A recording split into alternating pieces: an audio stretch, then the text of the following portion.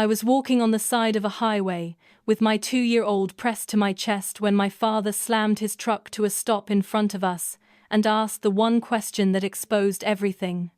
"Why didn't you drive?" I looked at him and said the sentence that changed my life. "Because my husband's mother took my car to keep me controlled." What followed wasn't a family argument. It was the discovery of a quiet, calculated siege. I'm Olivia Miller, 26 years old, and when my feet hit the gravel shoulder of Route 9 that afternoon, I knew something had gone terribly wrong even before I admitted it to myself. The ground vibrated with every semi-truck that tore past us, the air thick with diesel and heat, and my arms burned from holding my son tight against my chest. Noah's small fingers were tangled in my shirt, his cheek pressed into my collarbone, his breathing shallow but steady. I focused on that rhythm because if I let my mind wander even a little, the panic would take over completely. Cars didn't slow down for pedestrians out here. They didn't expect them. Especially not mothers carrying toddlers. I kept my eyes forward, and my legs moving because stopping felt more dangerous than continuing. I wasn't supposed to be here. This wasn't part of any plan. It was what happened when the last illusion finally collapsed. The sun was high and merciless, baking the asphalt, and sweat slid down my back as I walked. My phone was in my pocket, useless without service, and even if I could have called someone, I didn't know who I was allowed to call anymore. That realization hurt more than the blisters forming under my sandals. Somewhere behind me was the house I had lived in for the last year. Somewhere ahead was nothing I had prepared for.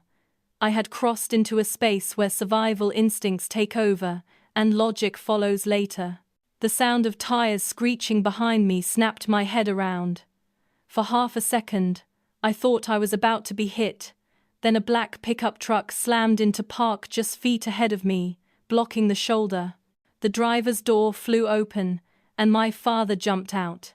His face was pale, his jaw set so tight it looked like it might crack.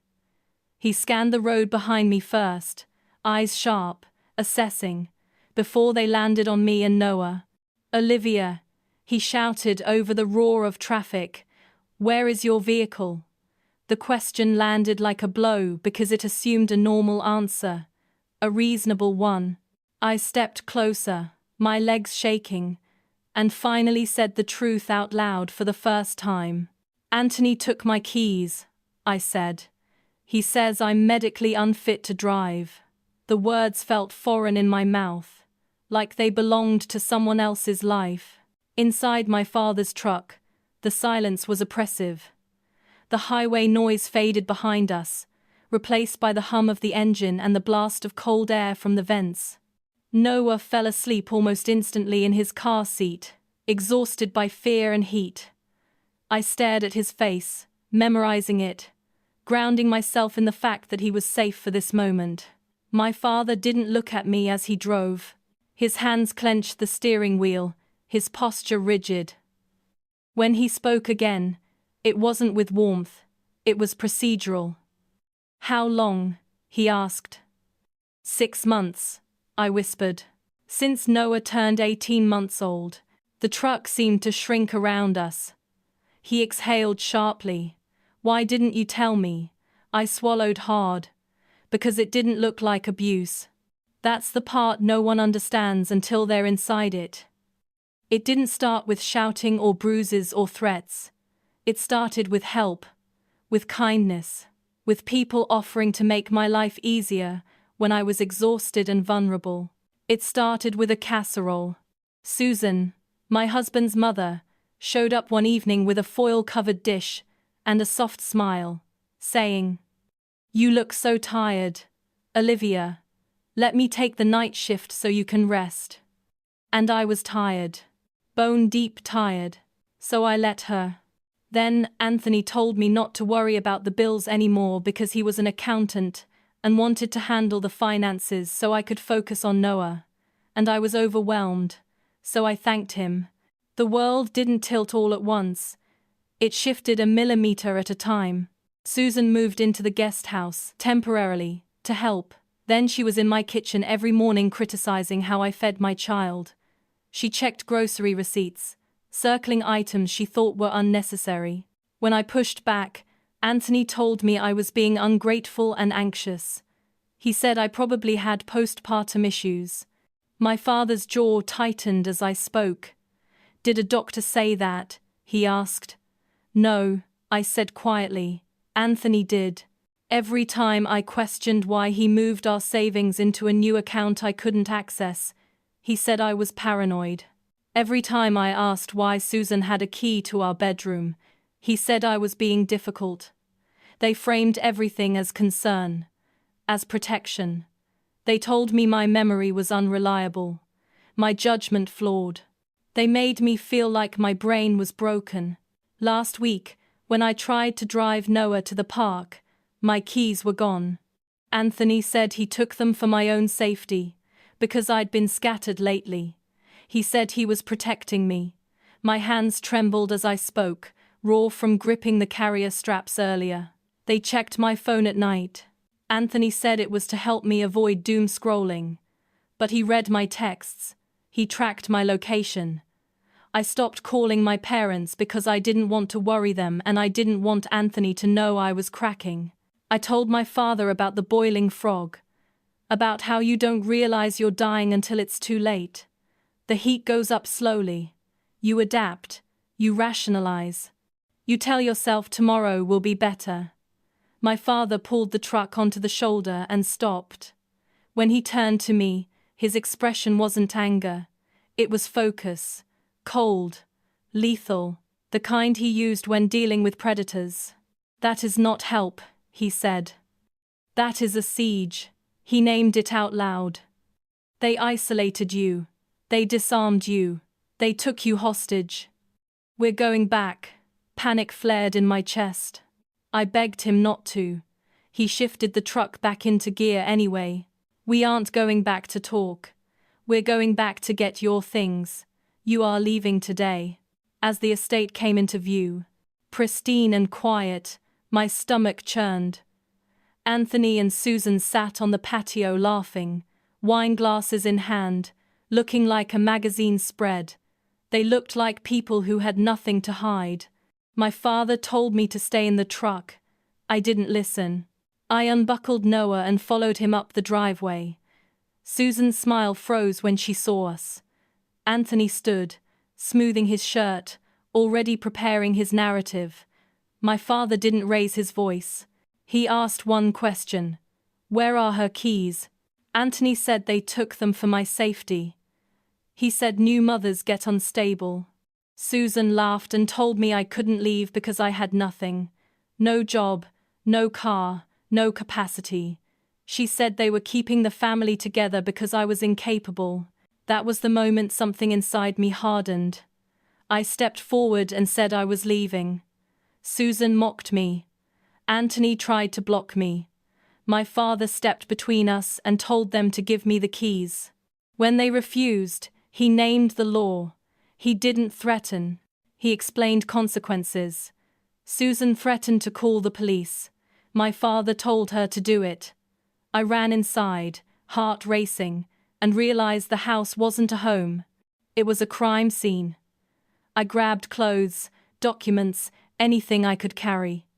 My father stood guard at the door, and that was when he admitted he had seen the light going out in my eyes months earlier and did nothing. He thought he was respecting my marriage. He was wrong. I told him I hadn't stayed because I was weak.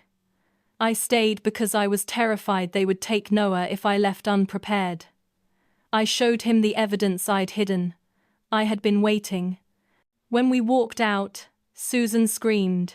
Anthony threatened custody. My father dismantled them with the law. We left. And when we got to his house, I opened the file that proved the truth. My car had been sold, my trust fund emptied, loans taken in my name. They hadn't just controlled me, they had tried to erase me. And that was when my father said the words that changed everything. "This isn't a marriage problem," he said. "This is felony fraud." The moment my father said the words felony fraud, The room seemed to tilt even though nothing physically moved. The kitchen was quiet except for the low hum of the refrigerator and the faint ticking of the wall clock, each second suddenly loud enough to feel accusatory. Noah babbled softly from his blanket on the floor, blissfully unaware that his entire world had just shifted. I stared at the documents spread across the table, the ink blurring as my eyes filled, not with tears yet, but with the sharp pressure that comes right before them. I had known things were bad. I had felt trapped, controlled, diminished. But this was something else entirely. This wasn't just about power or manipulation anymore. This was about erasing me on paper so thoroughly that I wouldn't be able to leave even if I wanted to. My father didn't rush me. That was the thing about him. When the danger became real, he slowed down. He picked up the forged loan document and studied the signature carefully, comparing it to the one on my driver's license that I dropped onto the table without realizing it. "This isn't even a good forgery," he said finally, his voice flat. "It's sloppy." He rushed it. I let out a shaky laugh that sounded wrong even to my own ears. "He didn't think I'd ever see it," I said. "He didn't think I'd ever leave." The truth of that settled heavily between us. Anthony hadn't been careless. He'd been confident. Confident that I was contained. Confident that fear and exhaustion would keep me compliant. Confident that by the time I realized what was happening, I'd be too financially ruined to fight back. My father gathered the papers into a neat stack, his movements controlled, deliberate. "We're going to document everything," he said. "Tonight. Every account, every transfer, every access point." He looked at me then, really looked at me, and his voice softened just slightly. "You did the right thing, Olivia, leaving when you did." I swallowed hard. "I didn't leave because I was brave," I said. "I left because I thought Noah was in danger." My father nodded. "That's bravery," he said simply. "It just doesn't look the way people expect." We spent the next several hours combing through what I'd managed to bring. Bank statements, loan disclosures, email printouts I'd hidden away. My father called his lawyer back and put him on speakerphone, laying out the facts without emotion. The lawyer listened quietly, then sighed. "This is serious," he said. "Forgery, identity theft, financial exploitation, and given the pattern, coercive control." The phrase made my stomach twist. I had heard it before, in articles I read late at night when I was still trying to convince myself that my life wasn't that bad. Hearing it applied to me felt unreal. The lawyer continued, "You need to be prepared for retaliation. They may try to escalate, especially if they think they're losing control." My father's jaw tightened. "They won't touch her," he said. "Not tonight. Not ever again."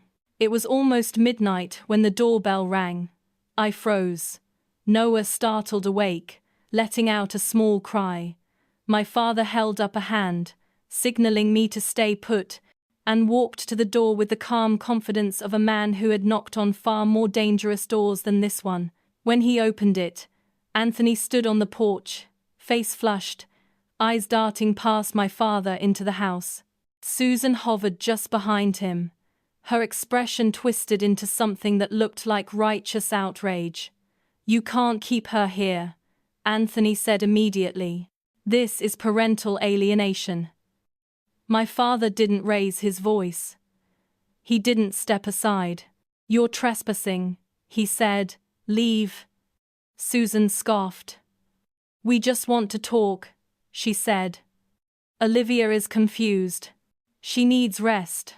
I stepped forward then, heart pounding. Noah clutched against me. "I'm not confused," I said. "I'm done." Anthony's eyes flicked to the papers on the table behind me, and for the first time, I saw fear break through his practiced calm. "What's that?" he demanded. My father answered for me. "Evidence," he said.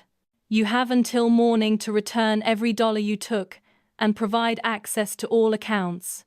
If not, This goes to the district attorney. Susan's mouth opened, then closed. Anthony laughed, a sharp, brittle sound. You don't have proof, he said.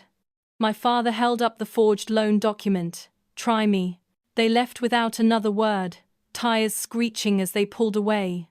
The house felt quieter after they were gone, but the silence was charged now, electric.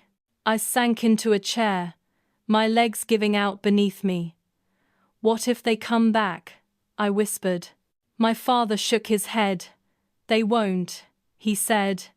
People like that only bluff when they think they're winning. He was right. They didn't come back that night, or the next day. The following morning was a blur of phone calls, banks, credit bureaus, the dealership that had purchased my car. My father sat beside me as I spoke, occasionally stepping in when my voice shook too badly to continue.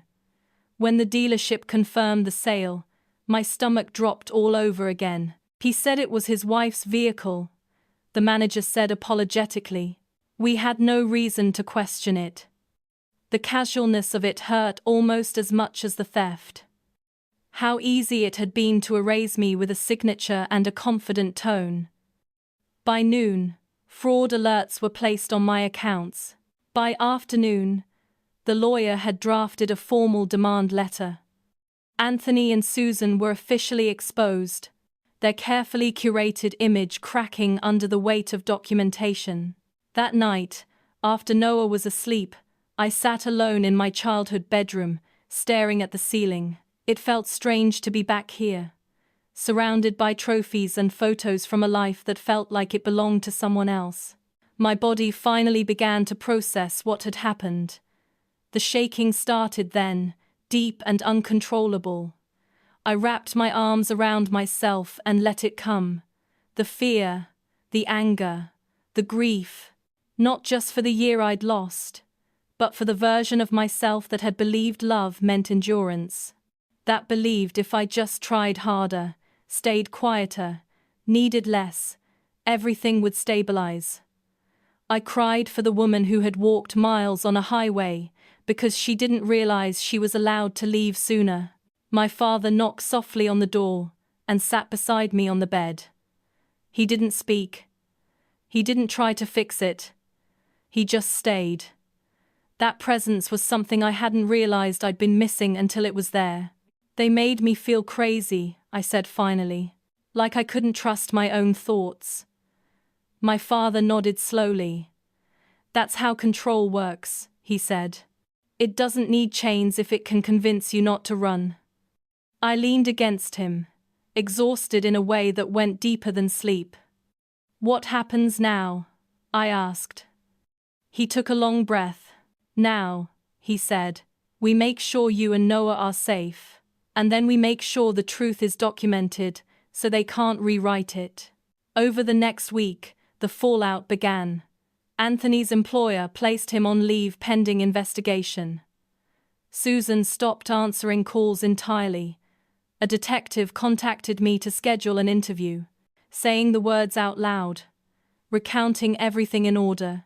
Felt like tearing open a wound I'd just begun to protect. But it also felt grounding. Each fact anchored me back in reality. This wasn't imagined.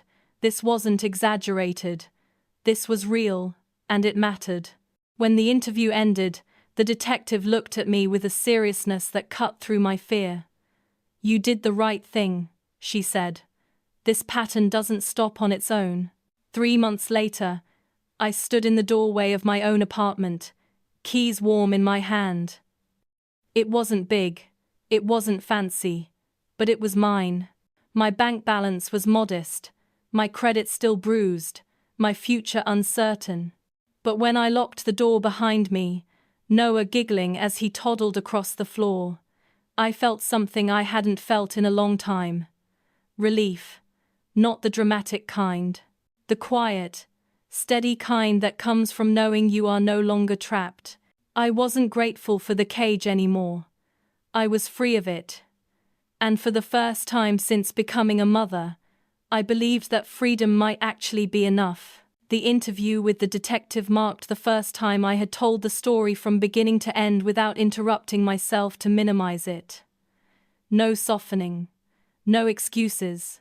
No nervous laughter to make it more palatable. I sat at the small metal table in the precinct interview room, Noah at my father's house with a babysitter, and spoke until my throat ached.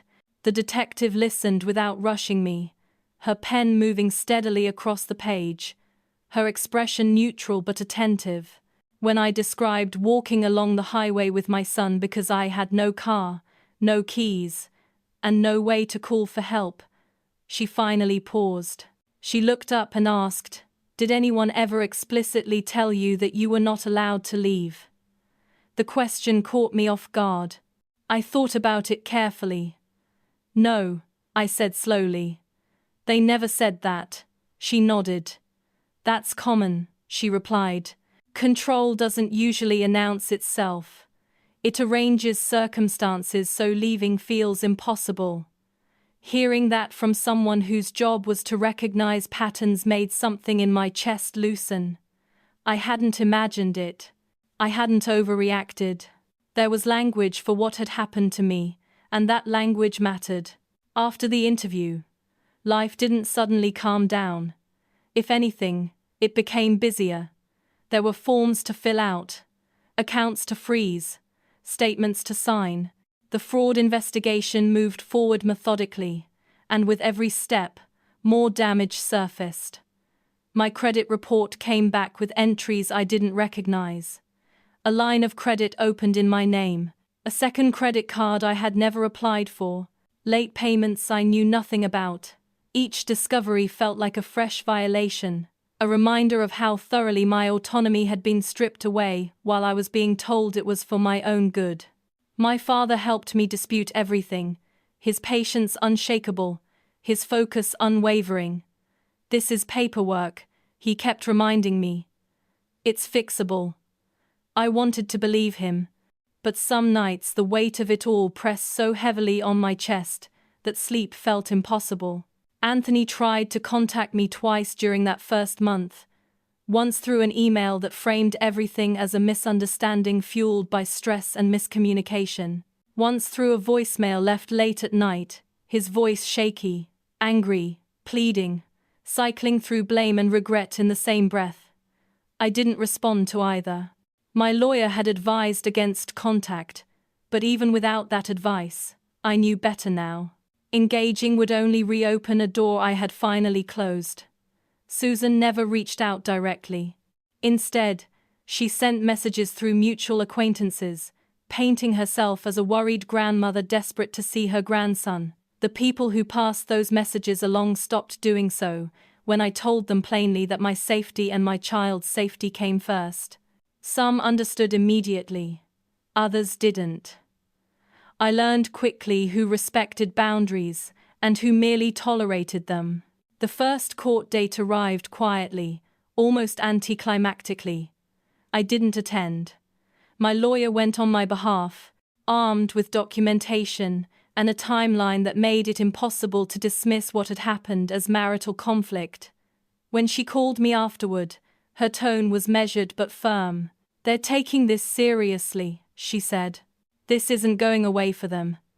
I hung up and sat on the floor of my apartment, Noah playing with blocks beside me, and let that sink in. Part of me had expected the system to shrug, to minimize, to tell me it was a private matter. Instead, it was moving forward, slow but steady.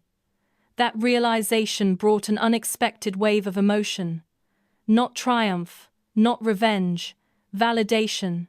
For the first time in a long while, the truth was being acknowledged by something larger than me.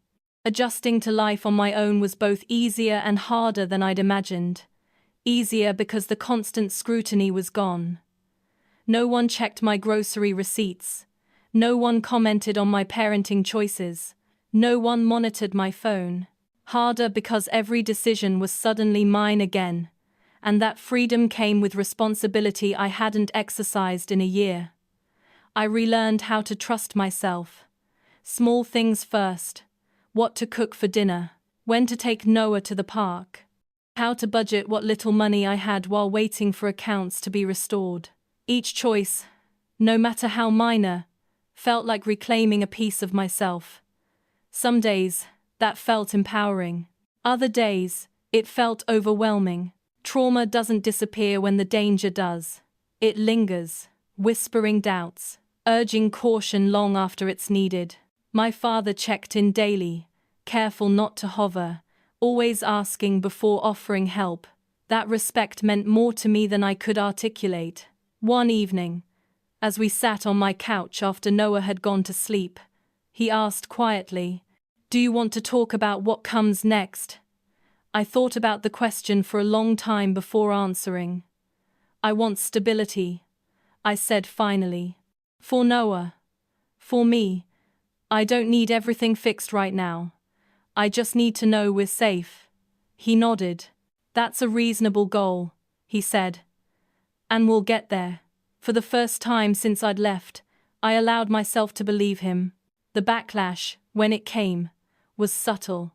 Whispers, side glances from people who knew Anthony and Susan socially, a few messages questioning why I was making things so public.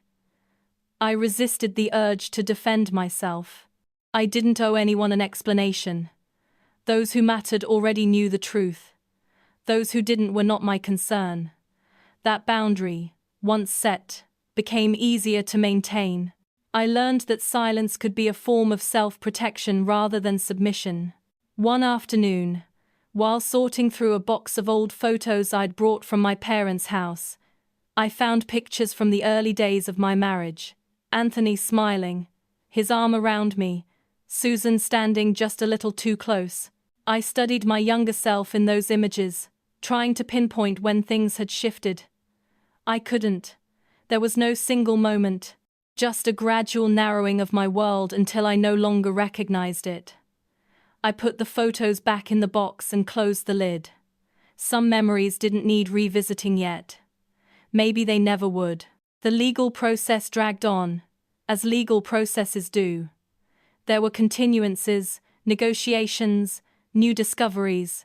My lawyer kept me informed without overwhelming me, always reminding me that progress was being made even when it didn't feel like it. Anthony's financial records painted a damning picture.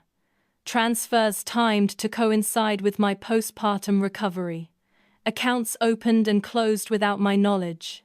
Messages between him and Susan discussing managing me, keeping me calm, making sure she doesn't do anything impulsive.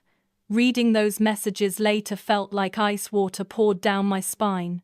The language was clinical, strategic, devoid of empathy. It confirmed what my instincts had known all along. This hadn't been accidental, it had been planned. As months passed, my confidence slowly returned. Not the loud, performative kind, but a quieter certainty rooted in lived experience. I had left, I had survived, I was rebuilding. Some nights were still hard. There were moments when fear surged unexpectedly, when a knock at the door or an unfamiliar number on my phone sent my heart racing. But those moments passed more quickly now. I reminded myself where I was, who I was with, what I had already overcome. By the end of that third month, I realized something else had changed. I no longer felt the need to explain why I'd left to myself. The question that had haunted me in the early days, why didn't I leave sooner, had lost its power. I left when I could. I left when it was safest for my child. I left with evidence, with support, with a plan. That wasn't failure. That was strategy. And understanding that allowed me to finally let go of the shame that never belonged to me in the first place. The road ahead was still uncertain. Court dates loomed. Finances needed repair. Co-parenting discussions would eventually arise, tangled and fraught. But, as I tucked Noah into bed one night, listening to his steady breathing, I felt something close to peace. Not because everything was resolved, but because I was no longer trapped inside someone else's version of my life. I had stepped into my own, and that, for now, was enough. The first real shift came when the protective order was approved. It arrived quietly in the mail, folded inside a plain envelope that didn't look important enough to hold the weight it carried. I stood in my kitchen holding the paper, while Noah banged a spoon against the cabinet, laughing at the noise he was making. The contrast felt surreal. This thin stack of legal language meant Anthony could no longer contact me directly. It meant Susan was barred from showing up unannounced. It meant that if either of them ignored it, the consequences would no longer be theoretical.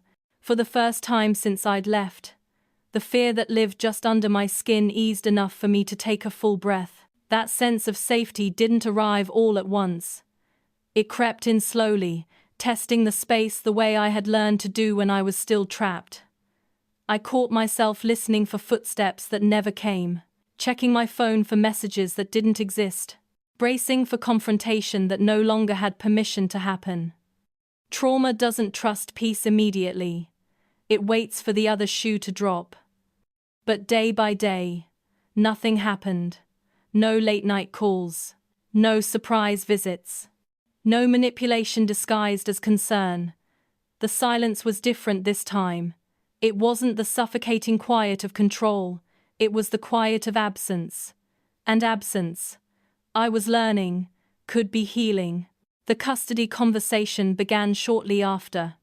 My lawyer warned me it would be one of the hardest parts, not because I was wrong, but because people like Anthony don't relinquish control easily. She was right. His filing painted a picture of me that barely resembled reality. Unstable, emotionally volatile, influenced by my father. She slid the papers across the table during our meeting, watching my reaction carefully. I felt the old instinct flare, the urge to defend myself line by line, to explain, to justify. Then I stopped. How do we respond? I asked instead. She smiled slightly. With facts, she said. And restraint. That was new territory for me. Not reacting emotionally felt like learning a new language. But I trusted her, and more importantly, I trusted myself enough now to let the truth stand on its own. We responded with documentation. Medical records showing no diagnosis of instability. Financial records showing coercive control. Messages demonstrating Anthony's monitoring and restriction of my movements. Statements from my father and the detective outlining the fraud investigation. The contrast was stark. His narrative relied on implication and tone. Ours relied on evidence. When the temporary custody ruling came back granting me primary physical custody and supervised visitation pending further review, I cried harder than I had since leaving. Not out of victory, but relief. Noah would not be used as leverage. That fear, the one that had kept me frozen for so long, loosened its grip at last. Life settled into a new routine, shaped by appointments and paperwork.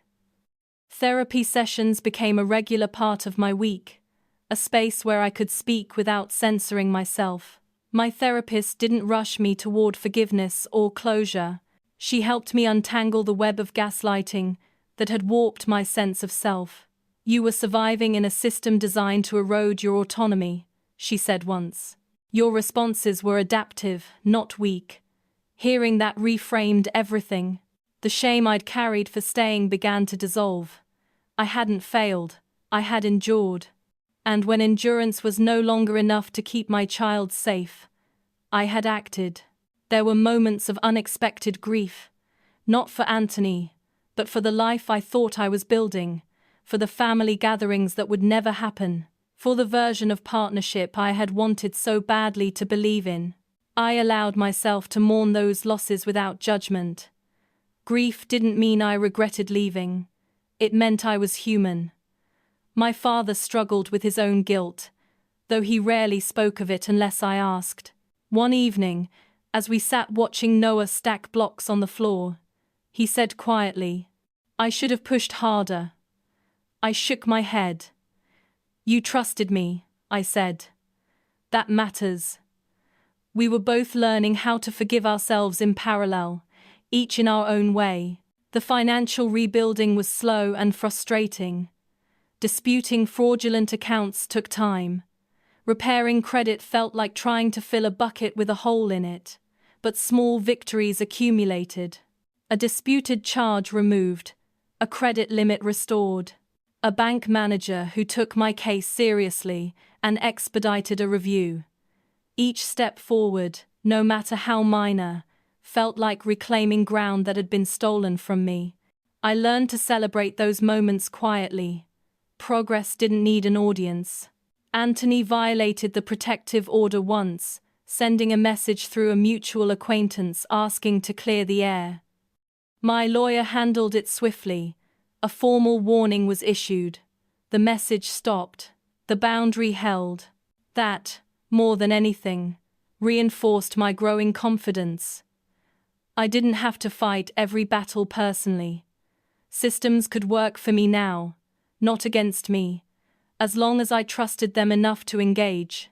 The first supervised visitation was harder than I expected. Watching Noah handed over to a room monitored by a third party stirred a deep, visceral fear I hadn't anticipated.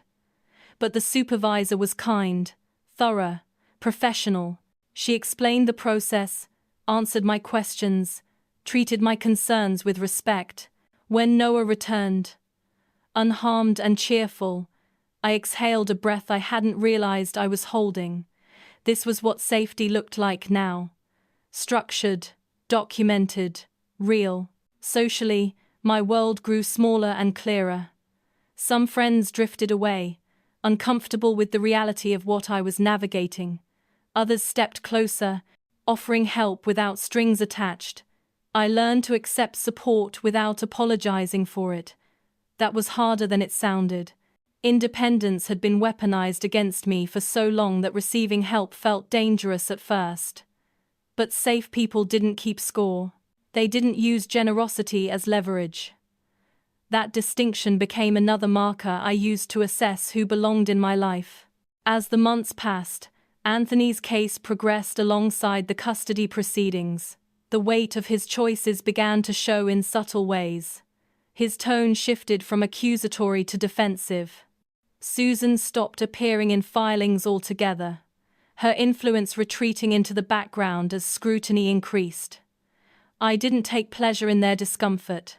I took comfort in the fact that the truth was no longer something they could manipulate privately. It existed in records now, in transcripts, in decisions made by people with no emotional investment in controlling me.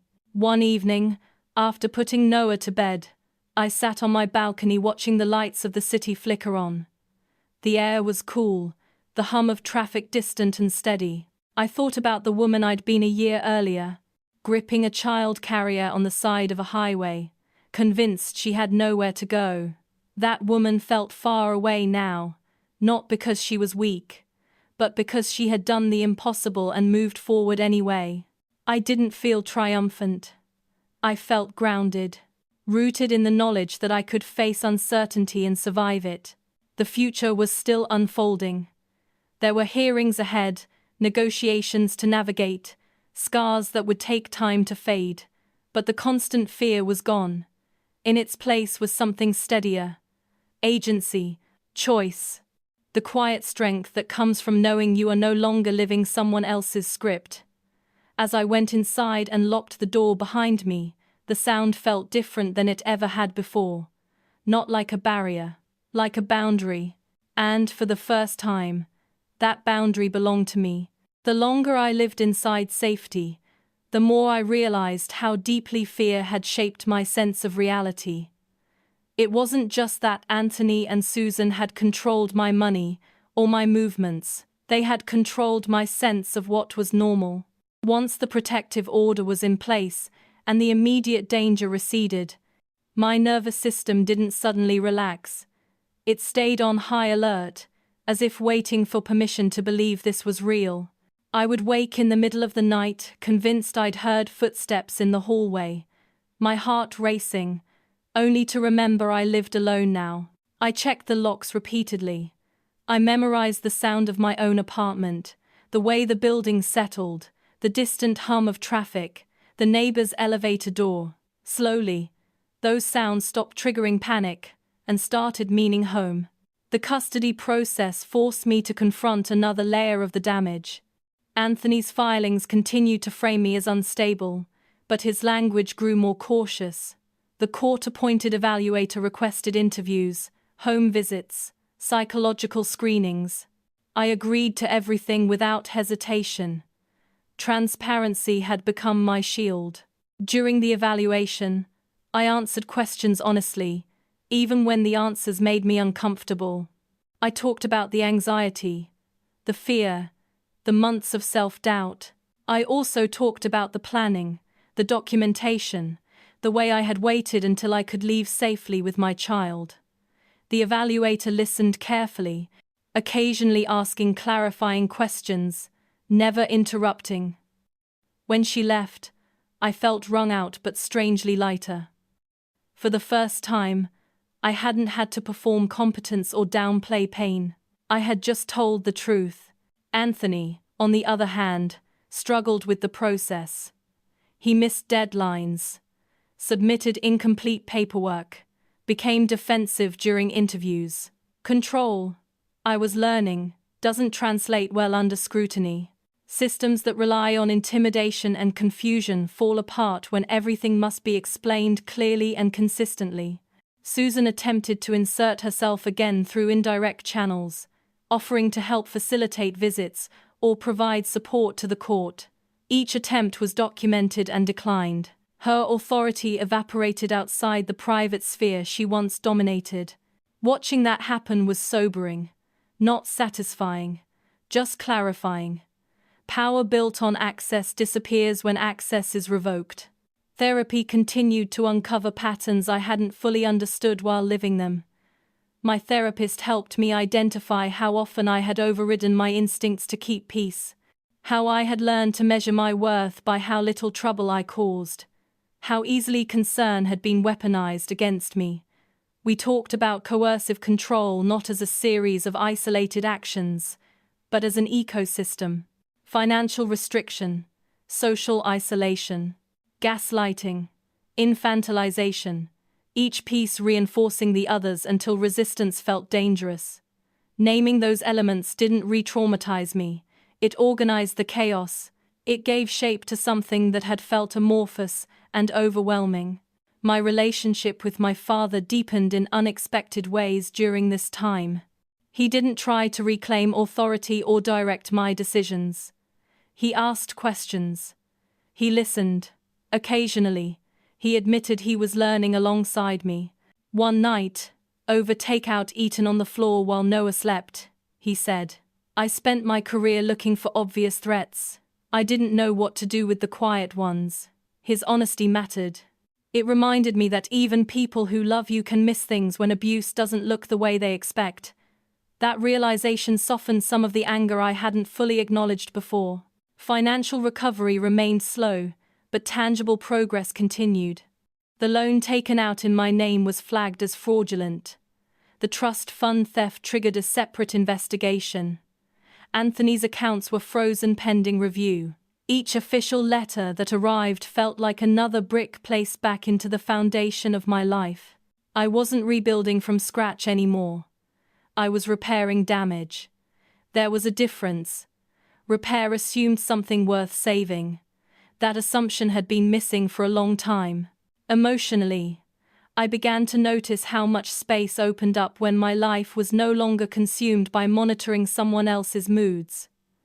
I laughed more easily. I made plans without second-guessing whether they would upset anyone. I took Noah to the park whenever I wanted, watched him toddle across the grass, and felt a quiet joy that had nothing to do with proving anything. These moments didn't erase the trauma, but they reminded me why leaving had been necessary. Safety wasn't just the absence of harm, it was the presence of freedom. Anthony's supervised visitation continued without incident, but his demeanor changed. He was subdued, cautious, no longer confident that charm or authority would bend the situation to his will. I observed this from a distance, relying on reports rather than direct interaction. That distance was intentional. Every boundary I maintained reinforced the new reality. I didn't need closure conversations. I didn't need apologies. I needed consistency, and consistency was something I could provide for myself. There were setbacks, a disputed account that reappeared unexpectedly, a delay in court scheduling that extended uncertainty longer than I wanted, a particularly hard therapy session that left me emotionally raw for days. Healing wasn't linear. It looped and stalled and surged forward in unpredictable ways. But the direction remained clear. I was no longer moving deeper into confinement. I was moving out. One afternoon, while organizing paperwork, I found the old grocery receipts Susan used to inspect. The ones with circles around items she deemed unnecessary. I stared at them for a long moment, then shredded them without ceremony. The act felt symbolic, though I hadn't planned it that way. I didn't need reminders of how small my world had become. I needed evidence of how far I'd come. That evidence existed everywhere now. In my locked door, in my bank statement slowly stabilizing, in my son's laughter echoing through a space that belonged to us alone. The custody evaluator's report arrived a few weeks later. My lawyer called to walk me through it before I read it myself. Her voice was steady, reassuring. The findings supported my account. The recommendation favored maintaining primary custody with continued supervision for Anthony pending further review. I sat down when she told me, the weight of months of fear finally easing enough to let relief surface. It wasn't over, but the trajectory was set. Noah's safety was no longer precarious. It was protected by more than my vigilance alone. That night, after Noah fell asleep, I stood by the window again, watching the city lights, feeling something I hadn't felt in a long time. Confidence, not bravado, not defiance, just a grounded certainty that I could navigate whatever came next. I had faced isolation, control, financial erasure, and emerged intact. Scarred, yes. Changed, absolutely. But intact. The cage had been real. So was my escape. And as I turned off the lights and went to bed, I understood something clearly for the first time. I wasn't just surviving anymore. I was building a life that no one else could quietly dismantle. The court calendar began to dictate the rhythm of my weeks, each date a reminder that what I had escaped was not finished unraveling yet. Hearings were scheduled, postponed, rescheduled again, motions filed, responses submitted. It was exhausting in a way that felt different from the exhaustion of being controlled. This fatigue came from standing upright for a long time, from holding a boundary consistently while systems moved at their own pace. I learned quickly that justice is rarely dramatic. It is slow, procedural, and deeply unglamorous, but it is also relentless when fueled by documentation. Every paper I signed, every affidavit I reviewed, every timeline I confirmed was another thread tightening around a reality Anthony could no longer rewrite. The first time I had to sit across from him in mediation, my body reacted before my mind did. My chest constricted, my palms dampened, and a familiar instinct urged me to soften, to placate, to keep things calm. I noticed it immediately, named it silently. Then I didn't act on it. Anthony entered the room with a carefully neutral expression, dressed conservatively, hands folded, posture cooperative. He looked like a man trying very hard to appear reasonable. Susan wasn't there. Her absence felt deliberate. Without her, Anthony seemed smaller, less certain. The mediator outlined the purpose of the session, the rules, the expectations. When Anthony spoke, he framed everything as concern.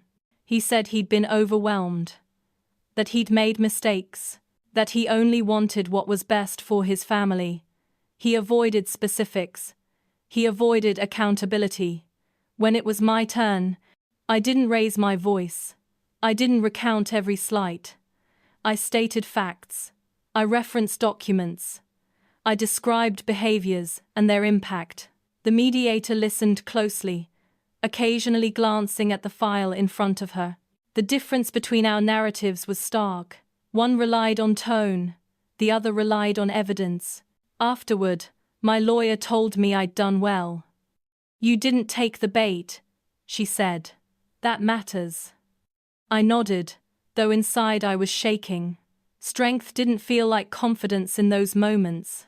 It felt like staying present while fear passed through me without dictating my actions. That was new. And it was hard, but it was working. Outside of the legal process, life continued to expand in small, deliberate ways.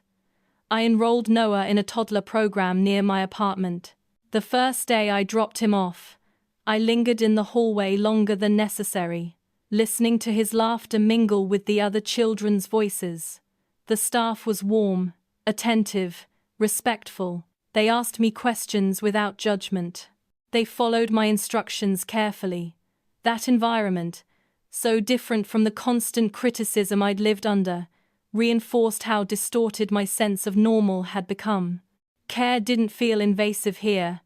Support didn't come with strings attached. Financially, I reached a milestone I hadn't anticipated. One of the fraudulent accounts was officially removed from my credit report. The notification arrived via email, a short confirmation that felt absurdly understated given what it represented. I sat at my kitchen table staring at the screen, then let out a laugh that surprised me. Progress like this didn't erase the damage, but it shifted the balance. I wasn't only responding anymore. I was recovering ground. Anthony's behavior grew increasingly inconsistent as the months passed. At times, he was cooperative, agreeable, even deferential. At other times, he reverted to subtle manipulation, questioning my motives, implying I was being unreasonable. Each instance was documented, each attempt met with calm refusal. The more consistent I became, the less effective his tactics were. Control depends on reaction. Without it, it flounders. Susan attempted to re-enter the picture once more, this time through a handwritten letter sent to my father's address. She wrote about family, about forgiveness, about Noah deserving his grandmother. The tone was syrupy, the content carefully vague. She never mentioned the car, the money, the forged loan, the months of isolation. My father handed me the letter without comment. I read it once, then folded it and placed it in a drawer. I didn't respond. Silence, in this context, wasn't cruelty. It was accuracy. There was nothing to discuss. Therapy began to shift focus from crisis management to long-term healing. We talked less about what had happened and more about how I wanted my life to feel going forward. That question felt almost foreign at first. I was so used to reacting that envisioning a future rooted in choice required practice. We discussed boundaries not as walls, but as filters. We explored what trust would look like, rebuilt slowly, deliberately, without urgency. I learned to sit with discomfort, rather than rushing to resolve it. That skill alone changed how I navigated everything else. One evening, after a particularly draining day of legal correspondence, I found myself standing in my small kitchen, cooking dinner, while Noah played at my feet. The scene was ordinary, unremarkable, and that ordinariness felt profound. There was no one hovering, no commentary, no inspection, just space. I realized then how much of my energy had been spent managing other people's perceptions rather than living. The quiet felt earned. The custody evaluator requested a follow-up visit. This time, it felt less invasive and more observational. She watched me interact with Noah, asked about our routines, noted the stability of our environment. When she left, she smiled gently. "You've built something solid here," she said. The affirmation landed softly, without drama. It didn't need to be louder than that. Anthony's legal situation continued to deteriorate as investigations into the financial fraud progressed. Charges were discussed, negotiations attempted. His lawyer reached out to mine with proposals that involved restitution in exchange for leniency. I was consulted, but not pressured. The decision-making process was collaborative, transparent. That alone felt like a corrective experience. For the first time in a long while, my voice mattered in a way that wasn't conditional. There were days when anger surged unexpectedly, not the explosive kind, but a deep, simmering resentment for what had been taken from me. Time, security, trust. My therapist helped me understand that anger wasn't regression. It was part of reclaiming myself. It signaled that I recognized the injustice fully now. I allowed its space without letting it dictate my choices. That balance took effort, but it was possible. As summer approached, I took Noah to the beach for the first time since leaving. We sat on the sand, waves rolling in rhythmically, the horizon wide and open. He squealed with delight every time the water touched his toes. I watched him, heart full, and thought about the future I was protecting.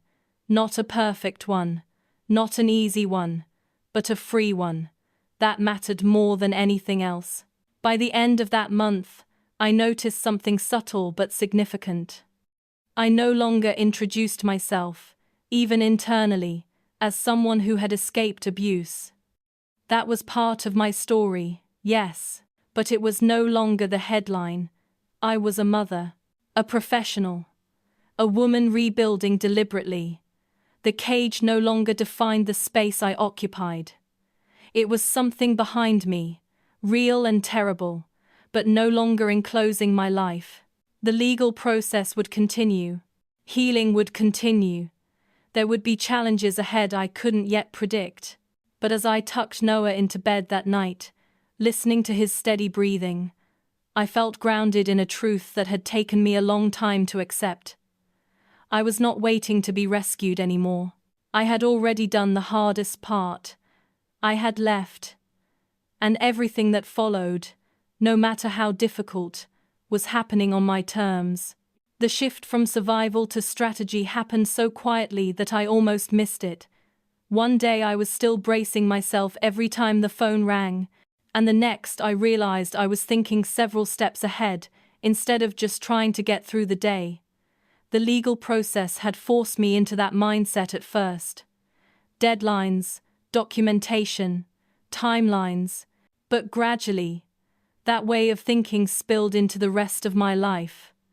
I stopped asking what might go wrong, and started asking what I wanted to build. That question felt radical after so long spent trying not to collapse. The next custody hearing came with less fear than the first. I still felt the familiar tightness in my chest when I walked into the courthouse. But it didn't paralyze me anymore. I knew the routine now. I knew where to sit, when to speak, when to stay silent. Anthony sat across the room, his posture stiff, his confidence brittle. He avoided my eyes. Susan wasn't there again. I suspected her lawyer had advised her to stay invisible. The judge reviewed the evaluator's report carefully, asked a few clarifying questions, and reaffirmed the temporary arrangement. Primary custody remained with me. Supervised visitation continued. No changes.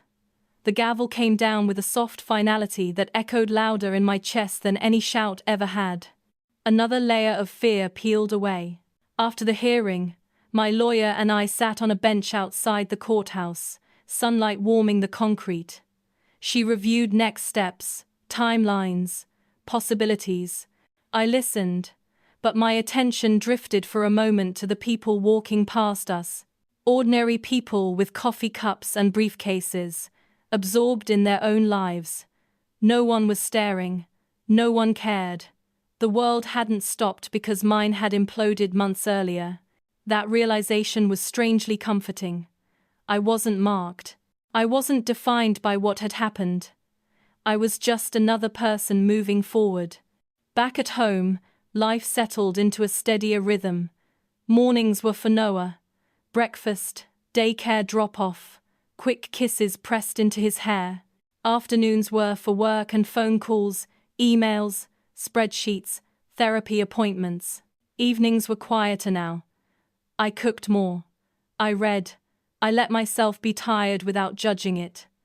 The hypervigilance faded slowly, like a muscle unclenching after being held tight for too long. I still had moments when my heart raced unexpectedly, when a sound or a smell pulled me backward. But I knew what was happening now. I named it. I breathed through it, and then I kept going. The fraud case reached a turning point during this time. Anthony's lawyer requested a meeting to discuss restitution. The proposal was partial repayment in exchange for reduced charges. My lawyer explained the implications carefully. The decision was mine. That alone felt significant. I thought about it for days, weighing the options, not just legally but emotionally. Accepting restitution would mean acknowledging the harm, without necessarily seeing full accountability. Declining it could prolong the process, draining time and energy I wanted to invest elsewhere. In the end, I chose a middle path.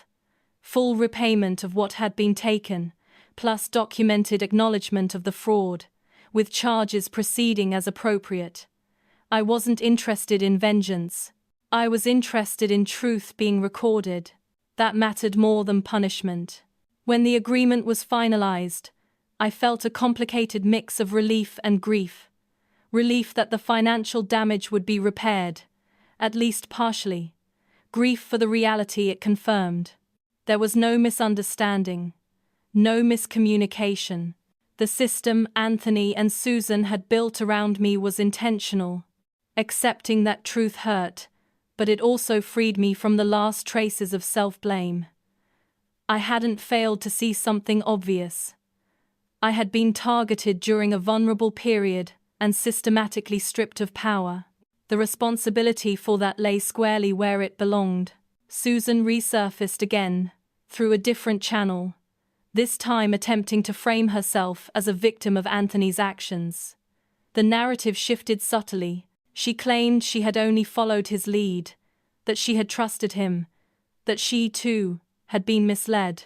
The timing was not lost on me. As accountability closed in, blame began to travel.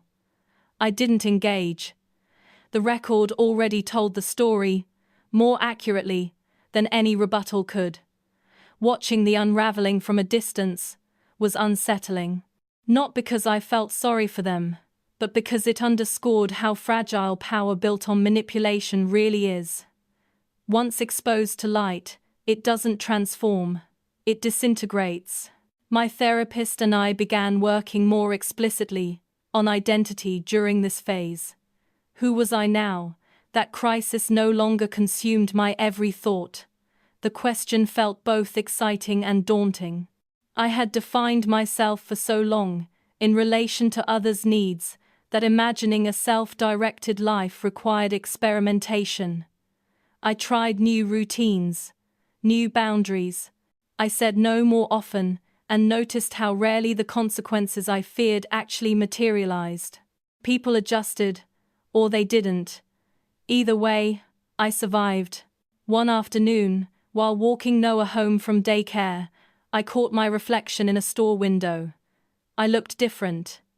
Not dramatically, but subtly. My shoulders were relaxed.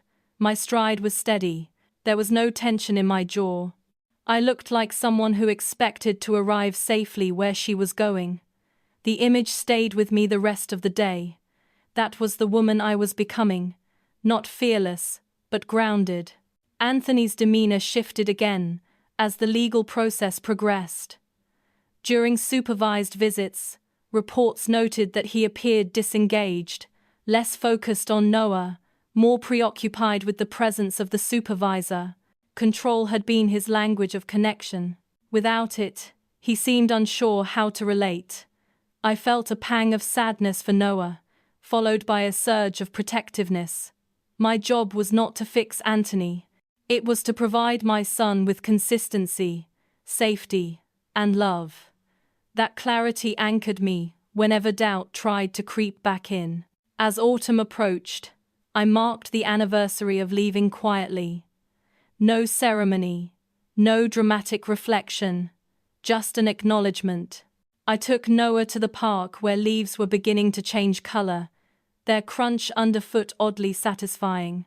I watched him chase pigeons, his laughter ringing out, and felt a deep sense of gratitude that he would grow up without the normalized control I had once accepted. That, more than any court ruling, felt like victory. The future still held uncertainty. Final custody decisions loomed. Co-parenting, if it could be called that, would require careful navigation. Healing would continue to unfold in layers I couldn't yet predict. But the foundation was solid now, built on evidence, boundaries, and self-trust, rather than fear and appeasement. As I tucked Noah into bed that night, brushing hair from his forehead, I whispered a promise I intended to keep. We are safe, we are free, and we are moving forward.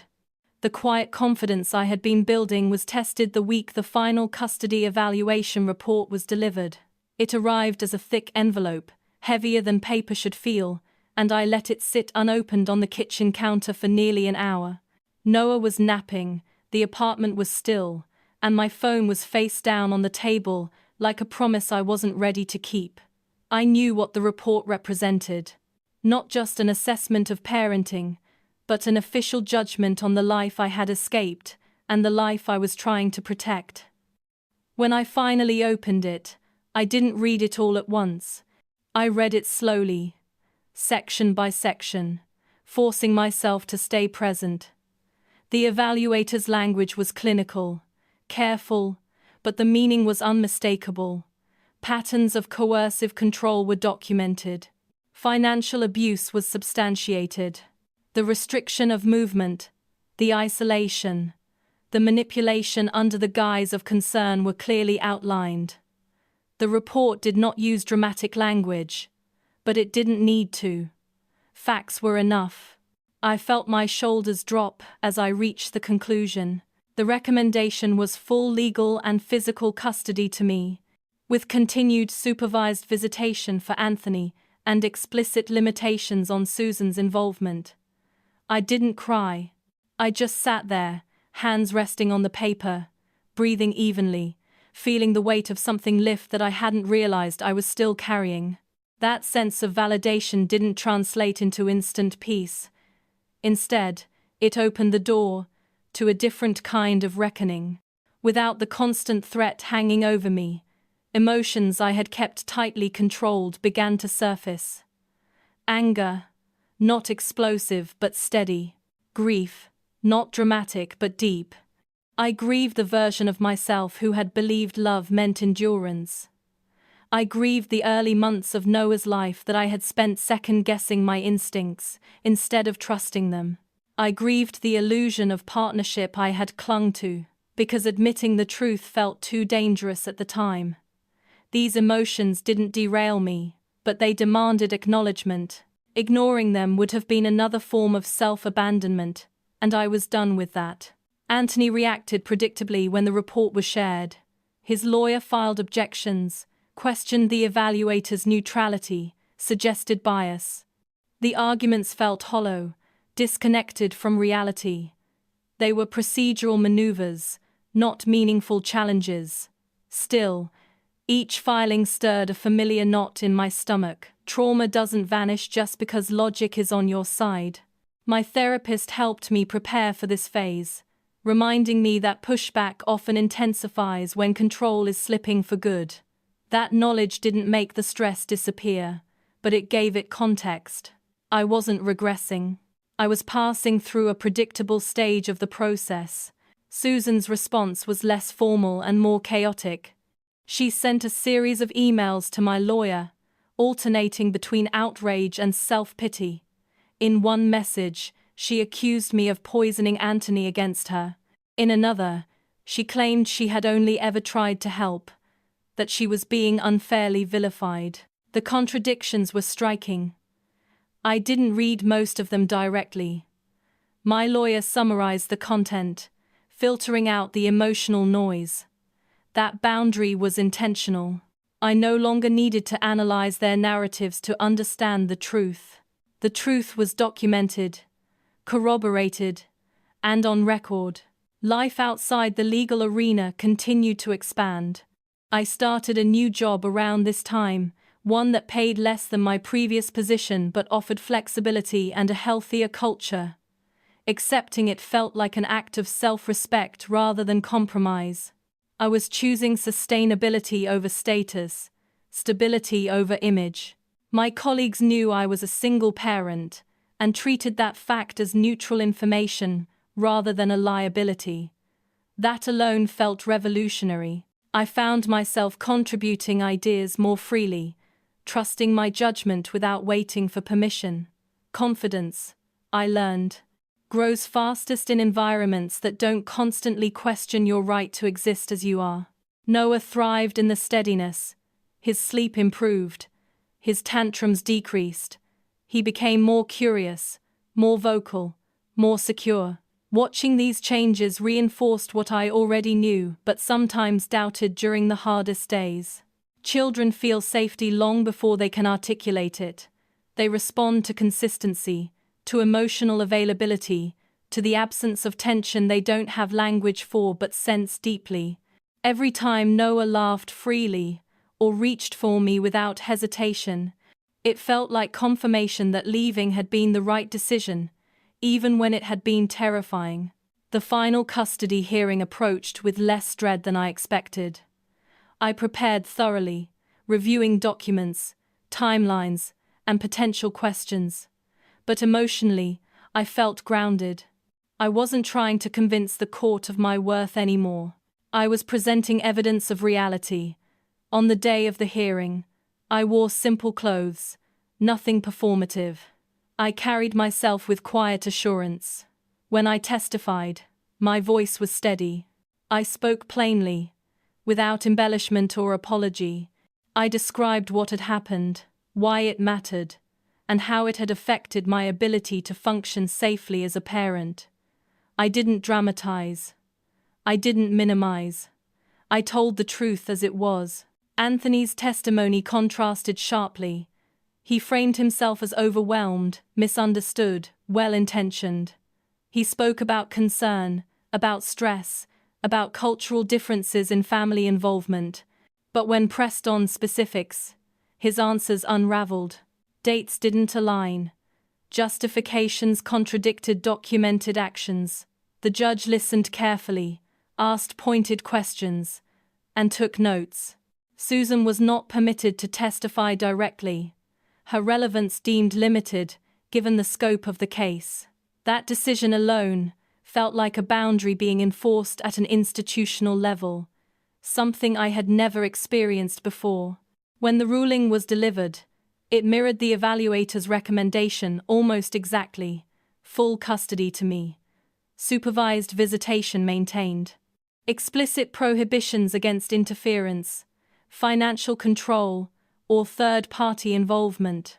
The judge spoke about the importance of parental autonomy, about the dangers of coercive dynamics, about the court's responsibility to prioritize the child's well-being over adult narratives.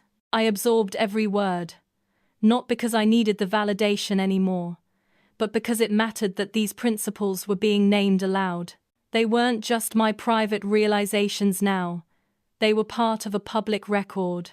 After the hearing, I sat alone in my car for a few minutes before driving away. I didn't rush. I let the moment settle. This was not an ending in the cinematic sense. There was no dramatic confrontation, no triumphant speech. It was something quieter and more profound. A chapter had closed, not because someone else had granted me permission, but because I had reclaimed authority over my own life. The system had recognized what I already knew, but the knowing had come first. That evening, I cooked dinner slowly, intentionally. I played music. Noah danced in the living room, his movements uncoordinated and joyful. I laughed more than I had in months, not because everything was suddenly easy, but because the ground beneath me felt solid. The future was still uncertain, still demanding, but it was mine to navigate. As I watched my son spin in circles, completely unburdened by the battles that had preceded this moment, I understood something with absolute clarity. Freedom isn't loud. It doesn't announce itself. It shows up in the ordinary moments, in the absence of fear, in the ability to breathe fully without bracing for impact. And that, more than anything else, was worth every step I had taken to get here. The months following the final custody ruling were not dramatic, and that was precisely the point. What replaced crisis was not celebration but structure. Mornings became predictable. Noah woke up, called for me, and I answered without hesitation or fear of being questioned. Breakfast was simple, repetitive, grounding. The same bowl, the same spoon, the same quiet hum of the coffee machine. Predictability used to feel boring to me. Now it felt like safety made visible. I began to notice how much energy had been consumed by constant vigilance when I was still inside that house. Decisions that once felt exhausting now felt manageable. Choosing clothes, planning meals, scheduling appointments. These weren't trivial tasks anymore. They were evidence of autonomy, returning piece by piece. The nervous system doesn't reset overnight. It recalibrates slowly, testing whether calm is real or temporary. I let it test. I didn't rush myself to feel healed. I focused on being consistent instead. The supervised visitation schedule began shortly after the ruling, and it brought with it a complicated mix of emotions. I prepared Noah carefully, using simple language, keeping my tone neutral. I didn't want him to carry my feelings. I wanted him to feel secure, not conflicted. Handing him over the first time was harder than I expected. Not because I doubted the safeguards, but because my body remembered what my mind no longer questioned. My lawyer had explained the process thoroughly. The supervisor was experienced.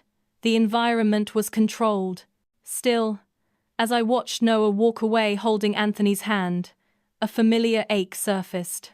I breathed through it, reminding myself that protecting my child didn't require erasing his father. It required boundaries strong enough to keep everyone safe. When Noah returned from those visits, I paid attention without interrogating. I watched his mood, his sleep, his behavior. He adjusted more easily than I did. Children are resilient when given clarity and consistency. Each successful transition built a little more trust in the process, not in Anthony, but in my ability to handle whatever came next. Anthony's behavior during those visits was documented carefully. There were moments of appropriate engagement and moments of awkward distance. The reports were factual, unemotional. Reading them felt strange, like seeing a person I once knew reduced to bullet points. It reinforced something I had been learning in therapy.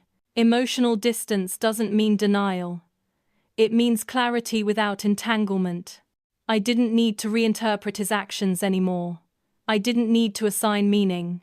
The system observed. I focused on living. Susan attempted contact again during this period, this time through extended family. Messages filtered their way to me, framed as concern, as reconciliation, as a desire to move forward. I declined, not angrily, not defensively, simply and completely. The era of access without accountability was over. I wasn't interested in revisiting dynamics that had cost me my sense of self. Silence is not punishment. It is a boundary.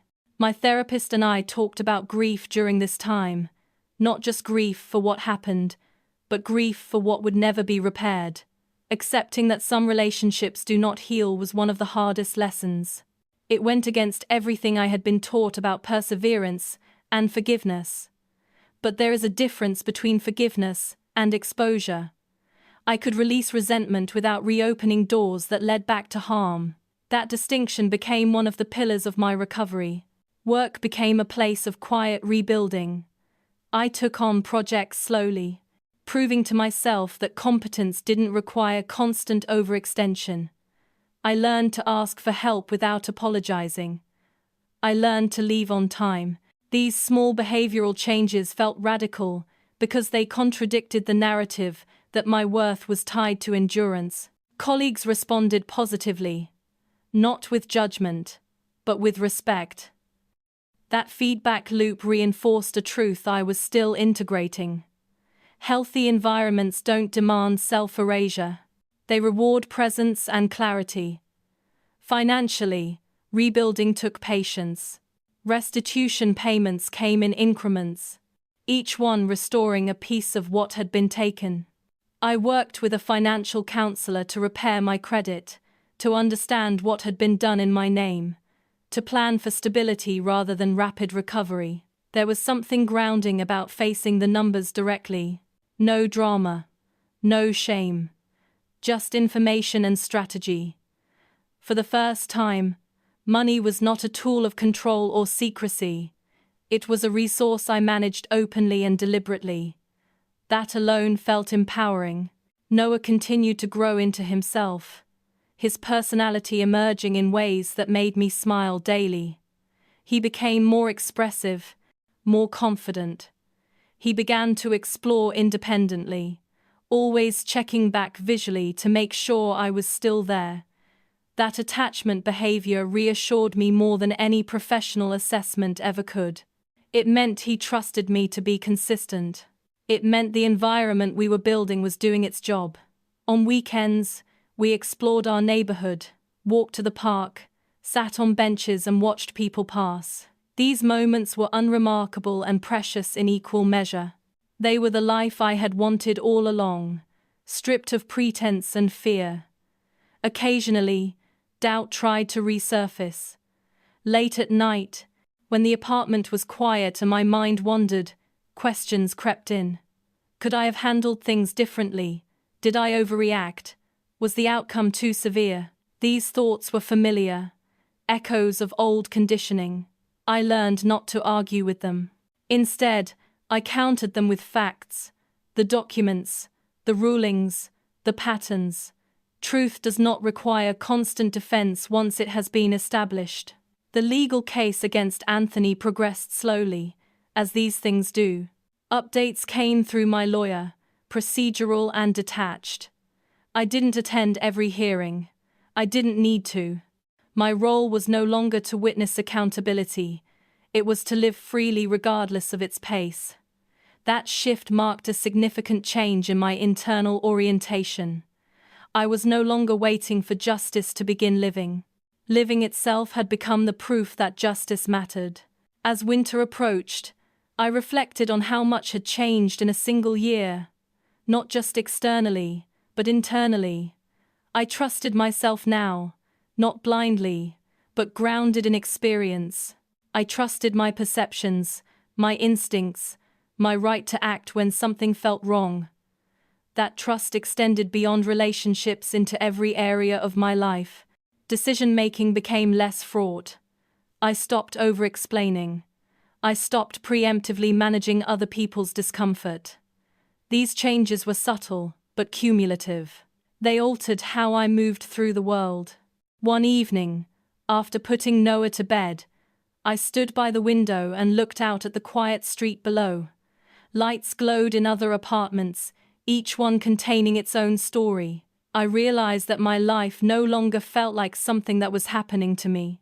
It felt like something I was actively shaping. The difference was profound. Recovery, I learned, is not about returning to who you were before harm. It is about becoming someone who knows how to protect their peace without sacrificing their compassion. I hadn't lost my capacity for empathy. I had simply learned to apply it inward as well, and in that balance, I found a steadiness that no one could take from me again.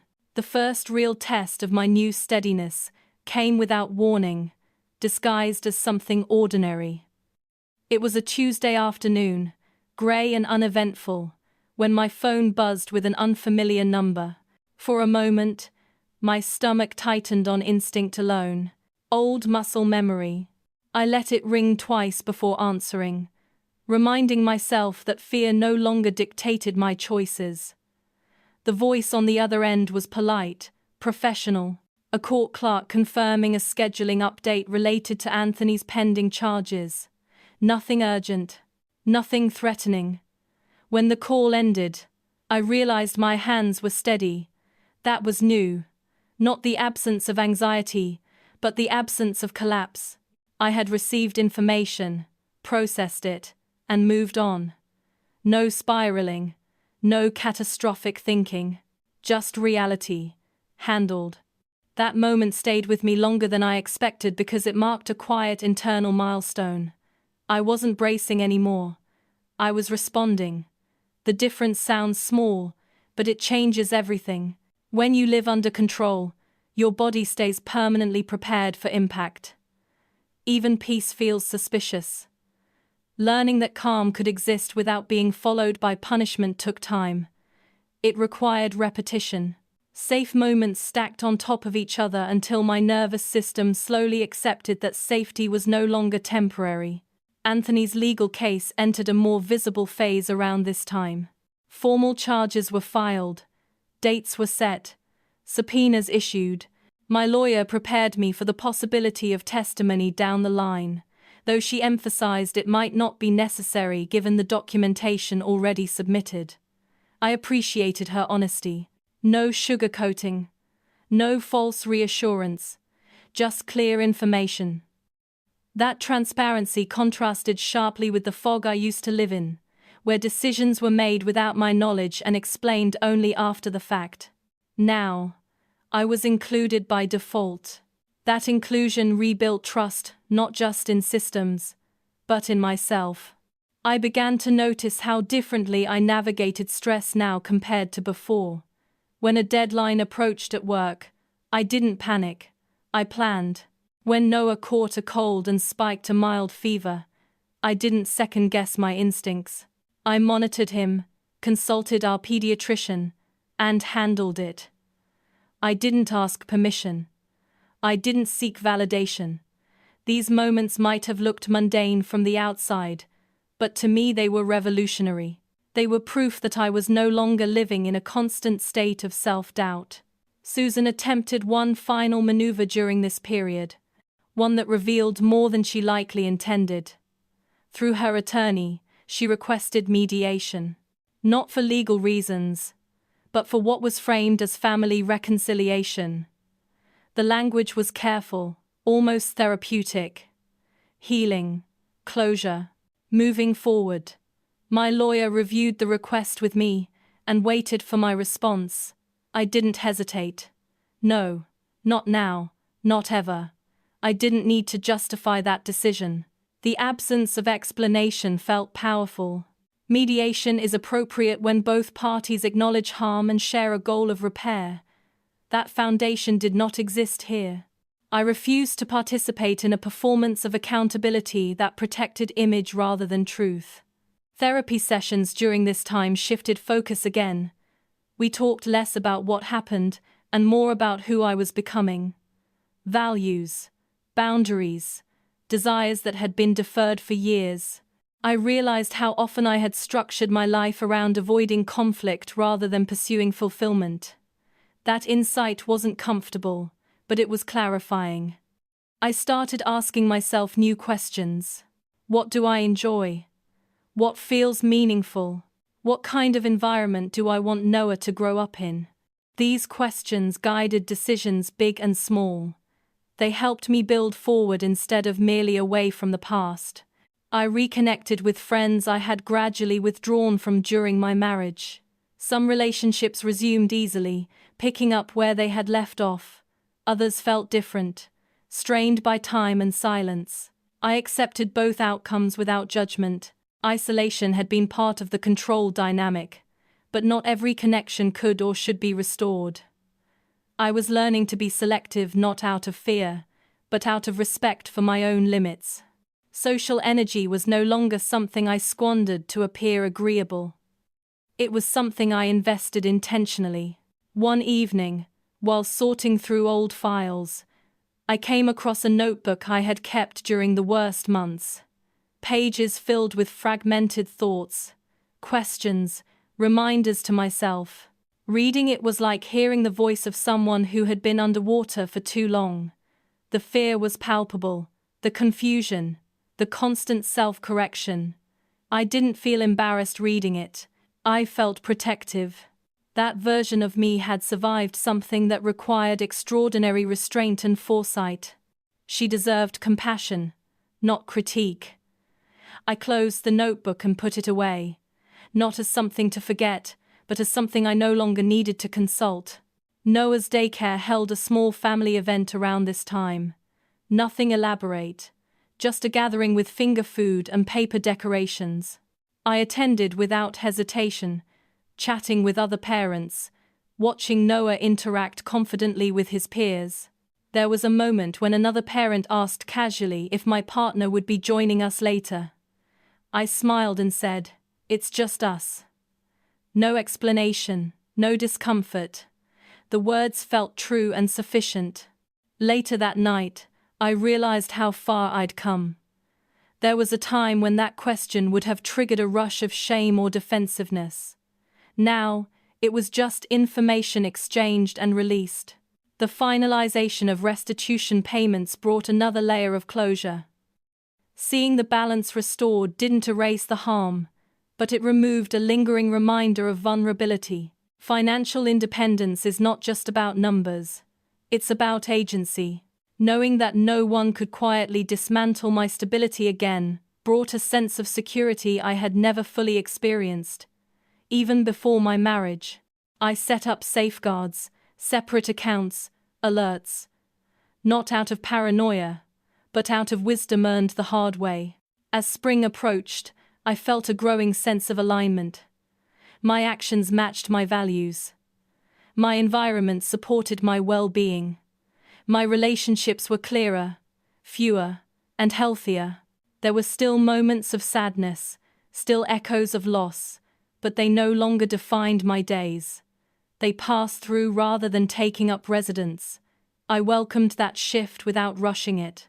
Healing had taught me patience. Looking back, I understood that leaving had been only the first step.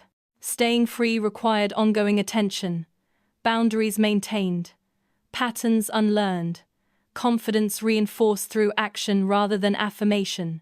But I was no longer afraid of that work. It felt purposeful, necessary, even empowering. I wasn't rebuilding the life I had before. I was building one that reflected who I was now. And as I tucked Noah into bed that night, listening to his steady breathing, I felt a quiet certainty settle in.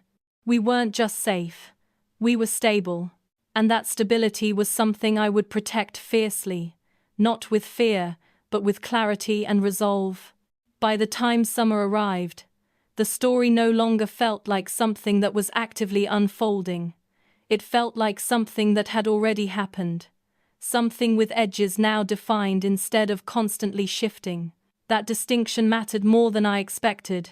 When you are inside chaos, everything feels temporary and permanent at the same time. Temporary, because you keep telling yourself it will pass. Permanent, because your body adapts to it, as if it never will. What I was experiencing now was different. The past stayed in the past. It surfaced occasionally, but it no longer dictated the shape of my days. The criminal case moved forward without requiring my direct involvement, which was both a relief and an adjustment. For months, I had been hyper-aware, tracking every update, every filing, every procedural step. Now, the system carried the weight without my constant attention. That transition forced me to confront something uncomfortable. I had grown used to vigilance. Letting go of it felt almost like irresponsibility at first.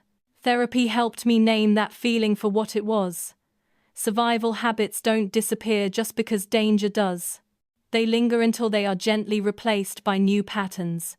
I didn't need to stay on guard to prove I was prepared. I had already proven that by getting out. My father noticed the change before I did. One afternoon, While watching Noah play in the yard, he said quietly, "You're not scanning the horizon anymore." I didn't respond right away, because I realized he was right. I wasn't watching for cars pulling up. I wasn't rehearsing conversations in my head. I was present, fully present. That presence felt like a luxury I hadn't known I was allowed to have. It also came with grief. When you stop scanning for danger, you start noticing what you missed while you were busy surviving. Moments, ease, the simple joy of not being afraid. I let myself feel that grief without judgment. It didn't mean I regretted anything. It meant I was finally safe enough to process it. Anthony's behavior continued to deteriorate under scrutiny. Reports from supervised visits became increasingly inconsistent. Missed appointments, late arrivals, defensive interactions with supervisors. None of this surprised me, but it reinforced something important. Control had been his primary tool for connection. Without it, he lacked structure.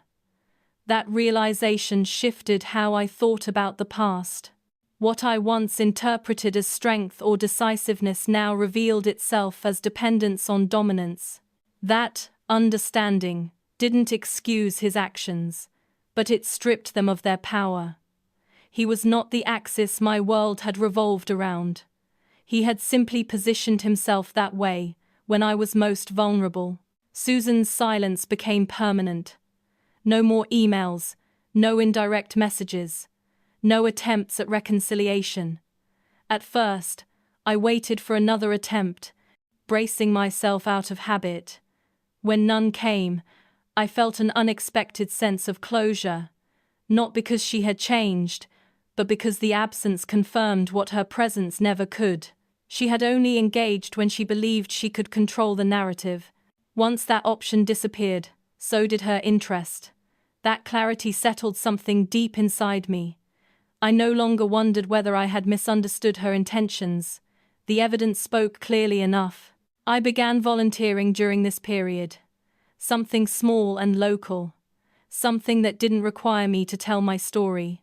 I wanted to contribute without being defined by what I had survived. It felt important to remember that I was more than a cautionary tale or a recovery arc.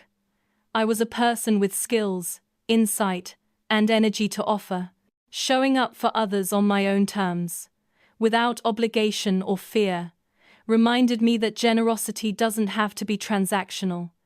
It can simply be an expression of stability. Noah's world expanded alongside mine. He started asking questions, simple ones, about where we lived, why things were different from before. I answered honestly, but age-appropriately. I didn't vilify his father. I didn't rewrite history. I focused on safety, consistency, and love. Children don't need the full story to feel secure. They need reliability. Every night, the same routine, bath, story, lights off. The predictability grounded both of us. It was something we built together, one evening at a time. There were moments when anger resurfaced unexpectedly. Not sharp or explosive, but slow and heavy. It often came when I thought about how long the control had gone unnoticed by people who claimed to care. Not because they were malicious, but because the system was designed to look normal from the outside. That realization complicated my understanding of accountability. Harm doesn't always come from obvious villains. Sometimes it comes from silence, from deference, from the unwillingness to look closely at discomfort. I didn't let that anger harden me. I let it inform my boundaries. I became more discerning about who I allowed into my inner circle, and why. Work continued to stabilize into something sustainable rather than consuming. I was no longer trying to prove my worth through exhaustion. I set limits. I declined projects when my capacity was full. Each time I did, and nothing terrible happened, my confidence deepened. Healthy systems, I was learning, do not punish self-respect. They accommodate it. That lesson extended beyond work into friendships and family dynamics. I stopped over-functioning. I stopped compensating for other people's discomfort. I let silence exist where it naturally fell. One evening, while organizing photos on my phone, I came across images from the months before I left. My face looked different. Tired, taut, smiling without warmth. I compared them to recent photos taken without intention or posing. Laughing, unguarded. The difference wasn't cosmetic, it was structural. My body no longer carried the constant tension of containment. I didn't delete the old photos. I kept them as a reminder of what control looks like when it masquerades as care. Memory is not something to erase. It is something to contextualize. As the legal process neared its conclusion, my lawyer asked how involved I wanted to be in the final stages. I surprised myself by choosing distance. I didn't need to witness the outcome to validate my experience. I already knew what had happened. I already knew why it mattered. Justice, I realized, is not always something you watch unfold. Sometimes it's something you live after the fact. Stability was my verdict. Peace was my sentence. By the end of the summer, the house felt fully like home, not just a place I occupied, but a space that reflected who I was. Photos on the walls, toys scattered without tension, windows open without fear. These details might seem small, but they are the building blocks of freedom. No one could quietly rearrange my life anymore.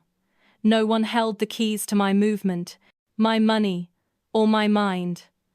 That knowledge settled into me slowly, deeply, until it stopped feeling extraordinary and started feeling normal. Looking back, I understood that control had thrived in ambiguity.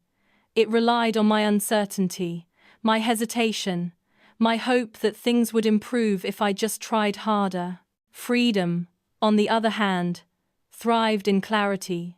Once I named what was happening, once I documented it, once I acted on it, the system collapsed under its own weight. I didn't escape because I was reckless. I escaped because I was deliberate. As I watched Noah chase fireflies one evening, his laughter cutting through the warm air, I felt something I hadn't felt in years. Contentment without fear. Not the fragile kind that waits for disruption, but the steady kind that comes from alignment. My life was no longer organized around avoiding harm. It was organized around building safety. And that difference, I knew, would shape everything that came next. The final stage of this story did not arrive with a courtroom scene or a dramatic phone call. It arrived quietly, through accumulation. Enough ordinary days stacked together that fear no longer felt like a reflex. Enough proof, lived rather than argued, that my life had moved onto solid ground. What I understood by then was simple and unsettling in equal measure. Escaping control is only half the work. Learning to live without it, without unconsciously recreating it, is the rest. I noticed the change most clearly in how I made decisions. I no longer rehearsed explanations in my head before acting. I no longer weighed how someone else might react before deciding what I needed. That habit had once felt like maturity. In truth, it had been conditioning. By the time autumn settled in, my internal dialogue sounded different, quieter, more direct. I asked myself what was best for me and for Noah, and then I acted on that answer. No committee, no permission. The legal matters eventually concluded in a way that felt less like triumph and more like punctuation. Anthony accepted a plea agreement. Fraud was acknowledged on record. Restrictions were formalized. There was no apology, no reckoning speech, no emotional closure. And surprisingly, I did not feel cheated by that. Accountability does not require remorse to be real. It requires consequence. Once the paperwork was finalized, I put it away and did not revisit it. I did not need to keep the case alive, to honor what I had endured. The outcome existed. That was enough. Susan's absence remained absolute. Months passed without her name crossing my screen or my thoughts. When it finally did, it was fleeting and strangely neutral. I realized then that she no longer occupied emotional space in my life. Not anger, not curiosity, just irrelevance. That realization did not come with satisfaction. It came with relief. Letting go of the need to understand people who harm you is one of the most underrated milestones of recovery. My relationship with my father settled into something new as well. Not guilt-driven, not protective to the point of intrusion, just present. He stopped checking in constantly. I stopped bracing for judgment. Trust rebuilt itself naturally, through consistency rather than apology.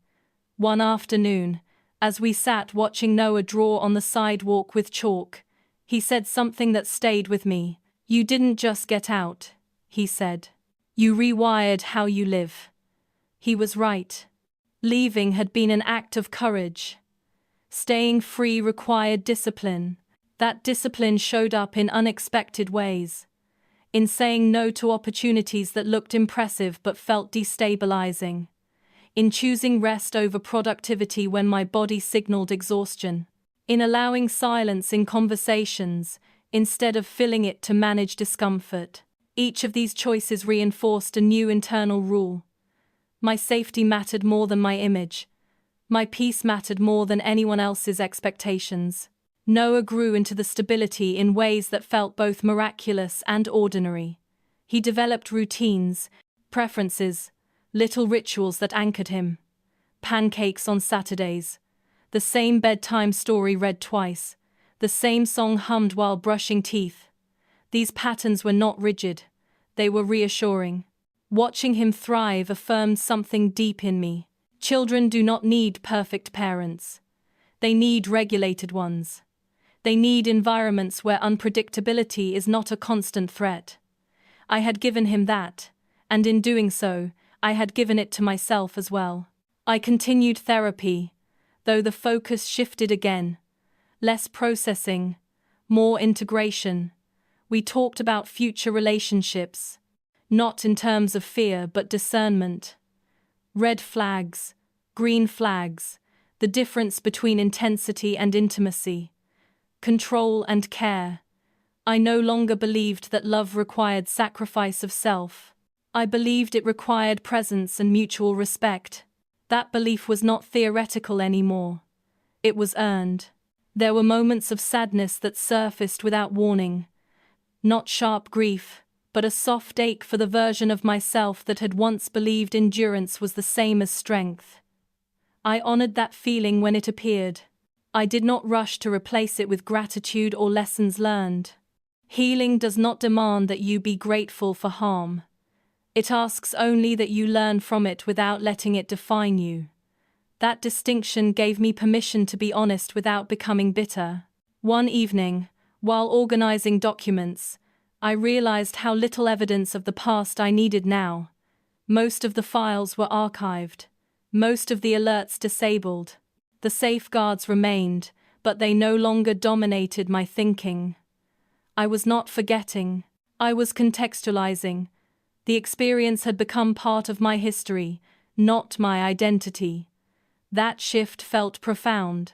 I thought back to that moment on the side of Route 9, gravel biting into my feet, trucks roaring past. My child clutched to my chest while my father asked why I wasn't driving. That moment had felt like the end of everything. In reality, it was the beginning of clarity. The question wasn't why I didn't drive. It was why someone had decided I shouldn't be allowed to. Naming that truth had changed the trajectory of my life. If there is a lesson in this story, it is not about villainy or heroism. It is about awareness. Control rarely announces itself as cruelty. It arrives as concern, as help, as protection. It tightens slowly, disguised as care, until movement becomes impossible. Freedom begins the moment you recognize the pattern and decide that your autonomy is non-negotiable. I did not escape because I was reckless. I escaped because I paid attention. I documented. I waited. I acted when the moment was right. Survival is not always loud. Sometimes it is quiet and patient and strategic. That kind of survival deserves just as much respect. Today, my life is unremarkable in the best possible way. I wake up in a home where no one monitors my choices. I manage my finances without fear. I raise my child without interference. I make plans based on desire, not avoidance. There are still challenges. There always will be. But none of them involve proving my sanity or defending my right to exist as a full person. If someone listening to this story recognizes pieces of their own life in it, I want them to hear this clearly. You are not imagining it. Control does not require bruises to be real. Isolation does not require locks to be dangerous. And strength does not mean enduring harm in silence. It means knowing when to leave, and knowing that leaving is not failure. Justice does not always look like punishment. Sometimes it looks like a locked door, a calm home, a child sleeping safely down the hall.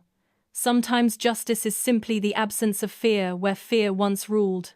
That is the justice I chose. And every ordinary day I live now is proof that it was worth it.